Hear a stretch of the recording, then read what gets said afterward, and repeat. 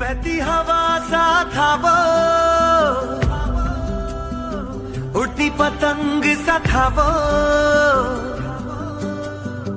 कहाँ गया उसे ढूंढो।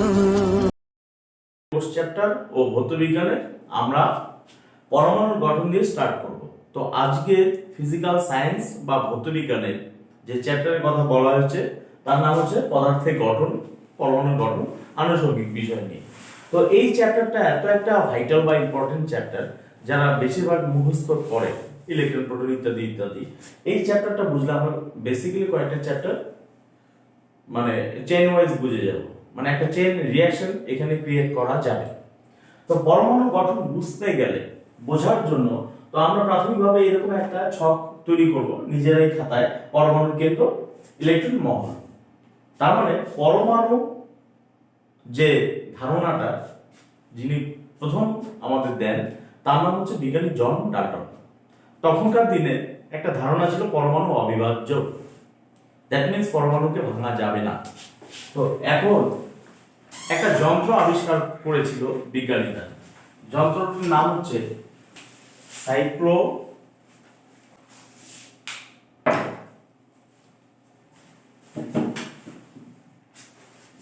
সাইক্লোট্রন যন্ত্র। সাইক্লোট্রন যন্ত্র। এই যন্ত্রটা আবিষ্কার না করলে পরমাণুকে ভাঙা সম্ভব হতো না। ভাঙা সম্ভব যদি না হয় তাহলে কিভাবে বলা যাবে যে পরমাণু বিভাজ্য? পরমাণু বিভাজ্য বলে পরমাণু ইত্যাদি কণাগুলি নিয়ে গঠিত, প্রোটন, নিউট্রন, ইলেকট্রন। এর বাইরেও মনে রাখতে হবে যে পরমাণু আরো 28 টাইপস আদি কণা দিয়ে গঠিত। আদি কণা বলতে কি কি?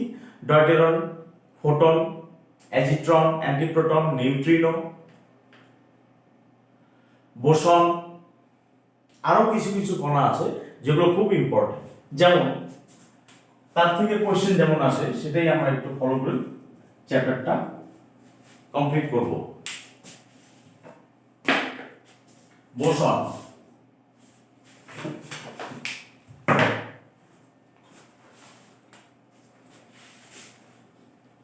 বোসন, ঠিক আছে? Freon, photon, neutrino, neutrino. তো ব্যাপারটা হচ্ছে এই যে চারটা অপশন দেওয়ার পরে জিজ্ঞেস করা হয় যে এর মধ্যে বিষম কোনটি? বিষম হচ্ছে ফ্রেয়ন, বাকিগুলো হচ্ছে পরমাণুর অংশ। তার মানে পরমাণু যে কণা দিয়ে গঠিত হয় সেটা সাধারণত বিভিন্ন রকম হয়ে থাকে। একটা হচ্ছে স্থায়ী, একটা অস্থায়ী, একটা সংমিশ্রণ।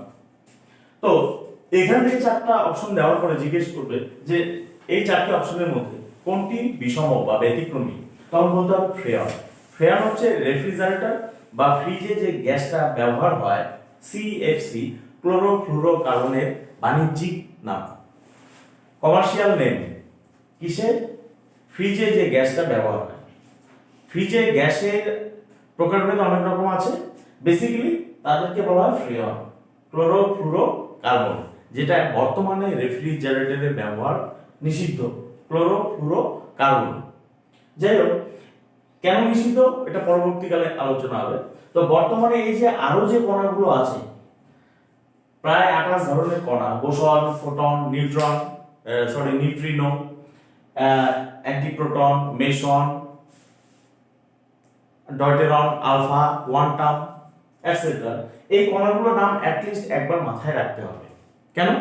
তাহলে এরকম কোশ্চেনগুলো আমরা অ্যাটেন্ড করতে পারবো। এক্সাম হলে পরীক্ষার পরিস্থিতিতে তখন মনে হবে যে সবগুলোই মনে সমান। সেই মুহূর্তে কিন্তু ওভারলুকিং প্রবলেমের জন্য আনসারটা নেগেটিভ হতে পারে। তো যাই হোক, আমরা বেসিক ব্যাপারগুলো চলে আসি, বাকি কণাগুলো লিস্ট আমরা প্রদান করব। তো এখানে পরমাণুর গঠন যখন আমরা আলোচনা করব, পরমাণু কি কি দিয়ে তৈরি, পরমাণুর কেন্দ্র এবং পরমাণু বাইরে যে মহলটা আছে সেটাকে বলা হচ্ছে ইলেকট্রন মহল। এই ইলেকট্রন মহলে কি থাকবে? ইলেকট্রন থাকবে। আর পরমাণুর কেন্দ্রে কি থাকবে? প্রোটন এবং নিউট্রন। তো এখানে আবিষ্কর্তার ব্যাপারগুলো চলে আসবে। কোন কণা কে আবিষ্কার করে? প্রথম পি, পি মানে কি? প্রোটন। প্রোটন কে আবিষ্কার করে? বিজ্ঞানী রাদারফোর্ড। কি নাম? রাদারফোর্ড। এরপরে ইলেকট্রন, ইলেকট্রন কে আবিষ্কার করে? J J Thomson. এন মানে নিউট্রন, নিউট্রন কে আবিষ্কার করে? নিউট্রন আবিষ্কার করে শ্যাডউইক। তো প্রোটন, ইলেকট্রন, নিউট্রন আবিষ্কারক এখানে।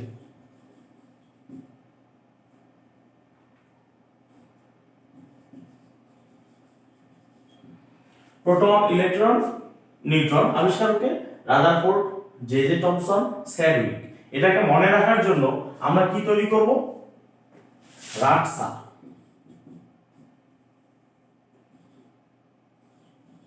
তাহলে আর এ রাদারফোর্ড, রাদারফোর্ড কি আবিষ্কার করেন? Proton. P E N, pen. Proton, electron, neutron আবিষ্কার করেন রাদারফোর্ড, টমসন, শ্যাডউইক। তাহলে রাটসা। তো এখানে আবার একটু কথা আছে, অ্যাকচুয়ালি রাদারফোর্ড এই কণাটি প্রথম আবিষ্কার করেননি, আবিষ্কার করেছিলেন বিজ্ঞানী গোল্ডস্টাইন। তাহলে রাদারফোর্ডের জায়গায় কোথাও যদি এরকম প্রশ্ন আসে, নিচে কোন কণাটি বিজ্ঞানী গোল্ডস্টাইন আবিষ্কার করেন বা তিনি প্রথম পৃথক ধরনের কণা বলে এই কণাটা তৈরি করেন বা বের করেন, পরে বিজ্ঞানী রাদারফোর্ড বুঝতে পারেন যে এটা পৃথক ধরনের কণা, নামকরণ করছেন বিজ্ঞানী রাদারফোর্ড, অ্যাকচুয়াল আবিষ্কারক হচ্ছে বিজ্ঞানী গোল্ডস্টাইন। সো এখানে একটু প্রবলেম হতে পারে কোথাও। তাহলে আমরা পেন, প্রোটন, ইলেকট্রন, নিউট্রন আবিষ্কারক আমরা হিসেবে মনে রাখতে পারি গোটসা। প্রোটন আবিষ্কার করে প্রথম উপস্থিতি প্রমাণ করেন বা উপস্থিতি নির্ণয় করেন প্রোটন, গোল্ডস্টাইন।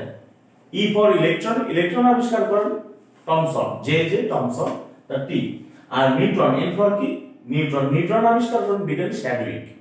তো পেন সমান সমান আমরা মনে রাখবো গোটসা, কিন্তু যদি আবিষ্কর্তা অপশন অনুযায়ী আনসার দিতে হয় তখন সাধারণত রাদারফোর্ড ব্যবহার করব। যদি রাদারফোর্ড না থাকে প্রোটন আবিষ্কারক হিসেবে আমরা বিজ্ঞানী গোল্ডস্টাইনের নাম উল্লেখ করব।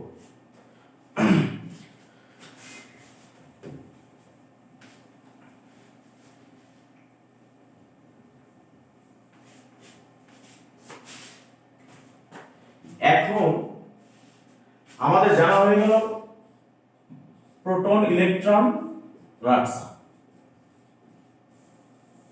বাস, এখন পরমাণু কেন্দ্র এবং ইলেকট্রন মহল নিয়ে ফার্দার কিভাবে আমাদের পড়াশোনা করতে হবে আমি একটু বলে দিচ্ছি। তো পরমাণু, অ্যাটম, তার দুইটা অংশ, একটা হচ্ছে নিউক্লিয়াস বা কেন্দ্রক, আরেকটা হচ্ছে ইলেকট্রন মহল। ইলেকট্রন মহল। তো ইলেকট্রন বিন্যাস নিয়ে বাকি চ্যাপ্টারটা আমরা নেক্সট চ্যাপ্টারে যাব। তো পরমাণু কেন্দ্রকে কি থাকে? Proton plus neutron. এর মধ্যে প্রোটন হচ্ছে পরাতড়িতধর্মী বা পজিটিভ তড়িৎগ্রস্ত, নিউট্রন হচ্ছে শূন্য তড়িৎযুক্ত বা কোনো নিস্তড়িত। আর ইলেকট্রন মহলের প্রত্যেকটা ইলেকট্রন হচ্ছে ঋণাত্মক বা অপরাতড়িতগ্রস্ত। তো ঋণাত্মক তড়িৎ আধানযুক্ত কণার নাম হচ্ছে ইলেকট্রন। এই ইলেকট্রন ততগুলোই থাকে পরমাণুর মধ্যে যতগুলি প্রোটন থাকবে। তার মানে পি সংখ্যা সমান সমান আমরা কি বলবো? ই সংখ্যা। তো পরমাণু নিস্তড়িত হওয়ার কারণটা হচ্ছে এই, প্রত্যেকটা প্রোটন, প্রত্যেকটা ইলেকট্রনের আধান কিন্তু সমান। ইলেকট্রনের আধান হচ্ছে সমান নেগেটিভ, প্রোটনের আধান সমান কিন্তু পজিটিভ। তো পজিটিভ আর নেগেটিভ মিলে কি হচ্ছে? জিরো। তার জন্য পরমাণু কিন্তু নিস্তড়িত। পরমাণু নিস্তড়িত কিন্তু সুস্থিত নয়। তাহলে সুস্থিতকে পরমাণু থেকে তৈরি যে হয় আয়ন, আয়নটা হবে সুস্থিত কিন্তু তড়িৎগ্রস্ত। প্রোটন কি হবে? সরি, পরমাণু কি হবে? পরমাণু হবে নিস্তড়িত কিন্তু সুস্থিত নয়। একইভাবে পরমাণু থেকে ইলেকট্রন আদান প্রদানের ফলে কি তৈরি হয়? আয়ন। আয়নটা হবে সুস্থিত কিন্তু তড়িৎগ্রস্ত। তো এখানে এই জিনিসগুলো আমরা একটু লক্ষ্য করব। তাহলে পরমাণুর কেন্দ্রকে কি থাকে? প্রোটন আর নিউট্রন, এই দুইটা কণা নিউক্লিয় বল দ্বারা এই পরমাণুর কেন্দ্রকে অবস্থান করে। পৃথিবীর সবচেয়ে শক্তিশালী বলের নাম হচ্ছে নিউক্লিয় বল। অতি ক্ষুদ্র পরিসরে কাজ করবে কিন্তু মহা শক্তিশালী বল।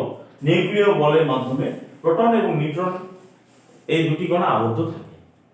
তো এটার বাইরে গিয়ে যখন আমরা এটা দেখব, ইলেকট্রন মহল এবং ইলেকট্রন বিন্যাস, এই ইলেকট্রন বিন্যাস দিয়েই কিন্তু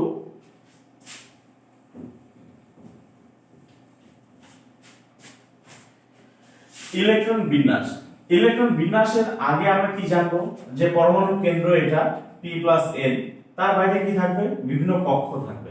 কক্ষগুলির নাম কি হবে? প্রথম কক্ষের নাম হচ্ছে k, এটা হচ্ছে পরমাণু কেন্দ্র বা নিউক্লিয়াস।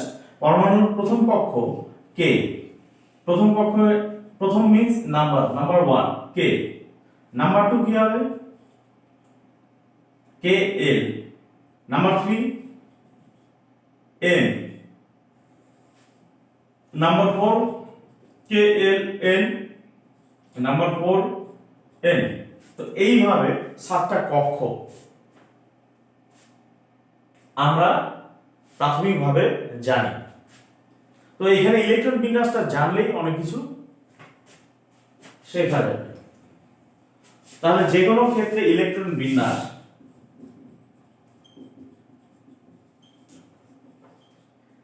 Number 1, number 1 2 3, number 4,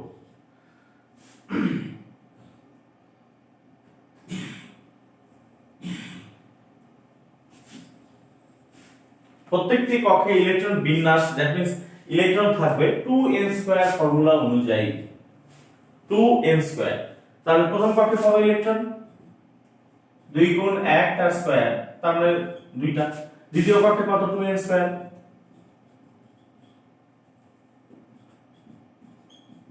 4 8টা। তৃতীয় কক্ষে 2n², 3n² কত? 9, 18টা। তো এইভাবে ইলেকট্রন বিন্যাস বা সজ্জিত থাকবে প্রত্যেকটা কক্ষের মধ্যে। যদিও আমরা জানবো কোন কক্ষেই 8টির বেশি ইলেকট্রন থাকবে না, কিন্তু ফর্মুলা অনুযায়ী আসতেই থাকবে একদম 98 49 আসতেই থাকবে, সেটা নিয়ে সমস্যা নেই। তো ইলেকট্রন বিন্যাস যখন আমরা করব,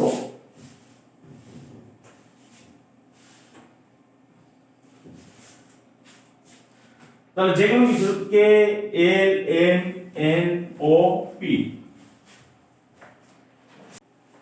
সোডিয়ামের ইলেকট্রন সংখ্যা কত? এর ইলেকট্রন সংখ্যা, ই সংখ্যা লিখছি, ইলেকট্রন সংখ্যা হচ্ছে 11। তাহলে সোডিয়ামের ইলেকট্রন সংখ্যা কত? 11, মানে 11টা ইলেকট্রন রয়েছে সোডিয়াম পরমাণুতে, একটি সোডিয়াম পরমাণুতে। তাহলে 11টা ইলেকট্রন যদি থাকে তাহলে 11টা প্রোটন আছে। তাহলে সোডিয়ামের মধ্যে সোডিয়ামে কয়টা ই আছে? ই সমান সমান কত? 11 -11। আর প্রোটন কয়টা আছে? সেম, বাট প্লাস থাকবে। প্রোটন কয়টা থাকবে? 11টা। ইলেকট্রন যেহেতু 11টা আছে, তাহলে -11, আর প্রোটনের ক্ষেত্রে +11, দুটো মিলে কি হবে? 0। তার জন্যই কিন্তু পরমাণু নিস্তড়িত, কারণ যত ইলেকট্রন তত প্রোটন, কিন্তু বিপরীত আধান সম্পন্ন। তো এবার ইলেকট্রন বিন্যাস যদি আমরা দেখি, কে কক্ষে কয়টা থাকবে? প্রথম কক্ষে 2টা থাকবে, পরের কক্ষে কয়টা থাকবে? 8টা থাকবে। তো 11টা 11 এর মধ্যে প্রথমে 2 বাদ, তাহলে থাকলো কত? 9টা। 9টার মধ্যে 8টা গেল, থাকলো এখন 1টা। তাহলে সর্ববৃহৎ কক্ষে কয়টা ইলেকট্রন থাকবে? 1টা ইলেকট্রন থাকবে। একই ভাবে যদি আমরা দেখি ক্লোরিনের ইলেকট্রন সংখ্যা, ই সংখ্যা 17। তাহলে প্রথম কক্ষে কয়টা ইলেকট্রন থাকবে? 2টা, পরেরটায় 8টা। তাহলে 17 এর মধ্যে 2 গেলে থাকছে হচ্ছে 15 15, তার মধ্যে 8 গেলে থাকছে হচ্ছে 7। তাহলে তৃতীয় কক্ষে ক্লোরিনের ইলেকট্রন সংখ্যা হচ্ছে 7। এই যে ইলেকট্রন বিন্যাস দিয়ে আমি বলে দিচ্ছি সর্ববহিষ্ঠ কক্ষে যে কোনো পরমাণু চাইবে যে 8টা ইলেকট্রন রাখতে, কারণ প্রত্যেকের যে কোটা থাকে, যেমন প্রত্যেকের যেমন খাবার ক্ষেত্রে চাহিদা যে এতটুকু ভাত লাগবে, সেক্ষেত্রে সোডিয়ামের একটা চাহিদা আছে, ক্লোরিনের একটা চাহিদা আছে যে সবার সর্ববহিষ্ঠ কক্ষে 8টা ইলেকট্রন থাকবে। দ্যাট মিন্স কোটাটা পূরণ করতে হবে। তো কোটা পূরণ করতে গিয়ে দেখা যায় যে সোডিয়াম পরমাণু ইলেকট্রন সর্ববহিষ্ঠ কক্ষে 1টা, আবার ক্লোরিনের সর্ববহিষ্ঠ কক্ষে 7টা। তো এখানে যদি দেখা যায় প্রত্যেকের চাহিদা কিন্তু সর্ববহিষ্ঠ কক্ষে 8টা ইলেকট্রন রাখতে। তো সোডিয়াম কি বলবে ক্লোরিনকে যে তুমি আমার একটা ইলেকট্রন নিয়ে নাও, তাহলে কি হবে? সোডিয়াম কি করলো? ক্লোরিনকে একটা ইলেকট্রন দিয়ে দিল, তার মানে একটা ইলেকট্রন কি হবে? একটা ইলেকট্রন মাইনাস। কার কাছ থেকে? সোডিয়ামের কাছ থেকে। তাহলে সোডিয়াম এখন কি হবে? একটা মাইনাস, সরি একটা দিয়ে দিল, তার মানে কি? একটা দিয়ে দেওয়া মানে কি? ও এখন উত্তমবর্ণ। দ্যাট মিন্স এর খাতায় আছে প্লাস, যে দেয় সে প্লাস। একইভাবে ক্লোরিনের কি ক্ষেত্রে দেখা যাচ্ছে যে ওর সর্ববহিষ্ঠ কক্ষে 7টা আছে, আর একটা যদি সোডিয়ামের কাছ থেকে নেয় তাহলে কি হবে? সোডিয়াম কি করলো? ধার করলো কয়টা ইলেকট্রন? একটা ইলেকট্রন। কার কাছ থেকে গ্রহণ করলো? ক্লোরিন। ক্লোরিন সোডিয়ামের কাছ থেকে একটা ইলেকট্রন ধার করলো, তাহলে ক্লোরিন এখন কি দেখাচ্ছে? মাইনাস। কারণ যে নেয় তার মানে এটা লোন হয়, ঋণ হয়, তার জন্য মাইনাস। আর যে দেয় তার খাতায় কি প্লাস সাইডে থাকবে। সুতরাং সোডিয়াম দিল আর ক্লোরিন নিল, তাহলে দেওয়া নেওয়ার মাধ্যমে কি তৈরি হবে? দুটো মিলে NaCl। এই ইলেকট্রন দেওয়া এবং নেওয়ার মাধ্যমে যে বন্ধনটা তৈরি হলো তাকে বলা হবে তড়িৎযোজী বন্ধন। তাহলে তড়িৎযোজী মৌল কোনটা? সরি, তড়িৎযোজী যৌগ কোনটা? NaCl। কেন? সোডিয়াম একটা ইলেকট্রন দিয়েছে, তার জন্য সোডিয়াম প্লাস। ক্লোরিন একটা ইলেকট্রন নিয়েছে, তার মানে ক্লোরিন মাইনাস। তো দেওয়া নেওয়ার মাধ্যমে উভয়ের মধ্যে একটা সম্পর্ক তৈরি হয়েছে, তার নাম হচ্ছে তড়িৎযোজী বন্ধন। তাহলে সোডিয়াম ও ক্লোরিনের মাঝখানে কি বন্ধন হয়েছে? তড়িৎযোজী বন্ধন। তো ইলেকট্রন দেওয়া নেওয়ার মাধ্যমে তড়িৎযোজী বন্ধন, কিন্তু ইলেকট্রন দেয় না, নেয়ও না, শেয়ার করে, সেক্ষেত্রে কি হবে? সমযোজী বন্ধন, কোভ্যালেন্সি। এবার দেখা যাক অক্সিজেন। অক্সিজেনের ইলেকট্রন সংখ্যা কত? 8। ই সংখ্যা কত? অক্সিজেনের 8। তাহলে প্রথম কক্ষে 2, তাহলে পরের কক্ষে বাকিটা 6টা। হাইড্রোজেনের ইলেকট্রন সংখ্যা 1, তাহলে প্রথম কক্ষে 1। আরেকটা হাইড্রোজেনের প্রথম কক্ষে 1। তো এই ক্ষেত্রে দেখা যাবে প্রথম কক্ষে সবাই ইলেকট্রন দুটো রাখতে পারে। তো সর্ববহিষ্ঠ কক্ষে 8টা রাখতে পারবে, কিন্তু সর্ববহিষ্ঠ কক্ষ যদি প্রথম হয় তাহলে সেক্ষেত্রে দুটোর বেশি ইলেকট্রন কেউ রাখতে পারবে না। তো অক্সিজেনের কি হচ্ছে? অক্সিজেন তার চারপাশে কটা আছে? 6টা। তাহলে অক্সিজেনের টার্গেট কি হচ্ছে? ওর আরো দুইটা ইলেকট্রন লাগবে, তাহলে ওর কোটা পূরণ হবে। কোটা মানে পেট ভরবে, তাহলে কয়টা? 2টা লাগবে। তো হাইড্রোজেন কি বলছে? 2 হাইড্রোজেন সামনে আসবে অক্সিজেনের, বলবে যে আমাদের একটা ইলেকট্রন আছে, আমারও একটা আছে। এবার অক্সিজেন কি ভাববে যে এই 2টা ইলেকট্রন আমারও। আবার হাইড্রোজেন, এই হাইড্রোজেন ভাবে এটাও আমার, এই হাইড্রোজেন ভাবে এটা আমার। তার মানে এখানে দেওয়া আর নেওয়া হচ্ছে না, এখানে শেয়ারিং হচ্ছে কি ইলেকট্রন। অক্সিজেন বলছে ঠিক আছে তোমাদের দুটো নিলে কি হবে? আমার 8টা হবে। আবার হাইড্রোজেন বলছে একটা করে নিলে তো আমাদের সর্ববহিষ্ঠ কক্ষে প্রথম কক্ষ যেহেতু, তাহলে দুটো করে ইলেকট্রন হবে। তো এখানে কিন্তু কেউ ইলেকট্রন দিচ্ছে না, নিচ্ছেও না, তাহলে এখানে কি হচ্ছে? ইলেকট্রন শেয়ার হচ্ছে।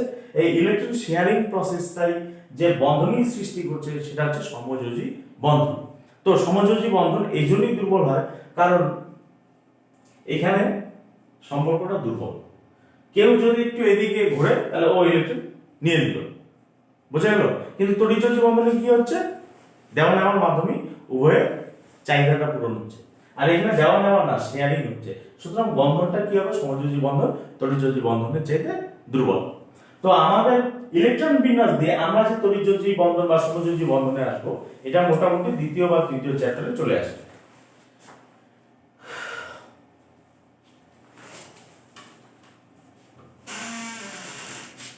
প্রথমত আমরা দেখলাম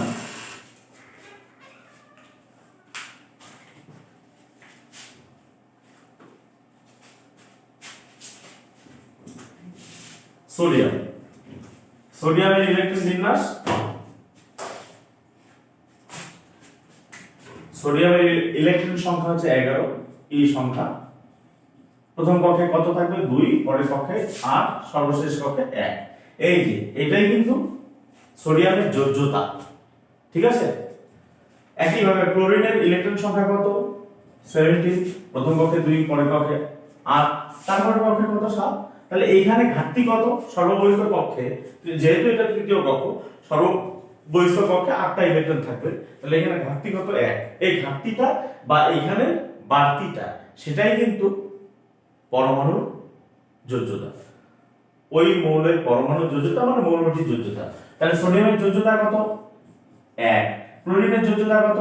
1। দুটো মিলে কি তৈরি হচ্ছে? এই ক্লোরিনের যোজ্যতা এর কাছে চাপবে আর সোডিয়ামের যোজ্যতা এর কাছে চাপবে, দুটো মিলে কি হচ্ছে? NaCl। তার মানে যোজ্যতাটা কি হচ্ছে? ওলটপালট হবে। A মৌলের যোজ্যতা যদি X হয়, B মৌলের যোজ্যতা যদি Y হয়, তাহলে দুটো মিলে কি তৈরি হবে? AXBY। কখনো কোশ্চেন আসে এই যে এটা। তাহলে যোজ্যতাগুলো কি হবে? এক্সচেঞ্জ হবে। এখন দেখা যাক অন্য মৌল যদি নেই আমরা, অক্সিজেন।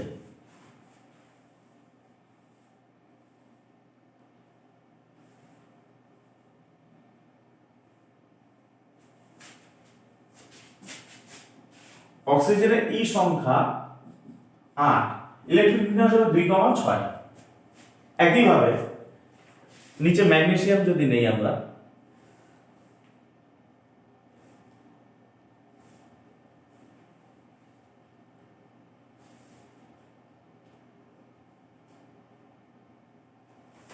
বা কার্বন যদি নেই, কার্বনের ই সংখ্যা 6, তাহলে 2,4। তার মানে এখানে ঘাটতি কত? 4, এখানে ঘাটতি হচ্ছে 2। তাহলে অক্সিজেনের আমরা আপাতত যোজ্যতা ধরছি কত? 2। আর কার্বনের যোজ্যতা ধরছি কত? 4। যদি আমরা এইভাবে একটা যৌগ গঠন করি, তাহলে কি হবে? অক্সিজেনের 2টা এখানে আসবে আর কার্বনের 4টা এখানে যাবে। 2 আর 4 যদি কাটাকাটি করি, তাহলে কি হবে? CO2। তাহলে যোজ্যতাগুলো কি হচ্ছে? এক্সচেঞ্জ হয়ে যাচ্ছে। ক্লাস 8 থেকে 9 যখন আমরা পড়বো, এইভাবে পড়বো। তাহলে ইলেকট্রন বিন্যাসের মাধ্যমে তড়িৎযোজী বা সমযোজী যৌগ বোঝারও কিন্তু ক্ষমতা আমাদের হয়ে গেল। আজকে তাহলে এতটুকুই।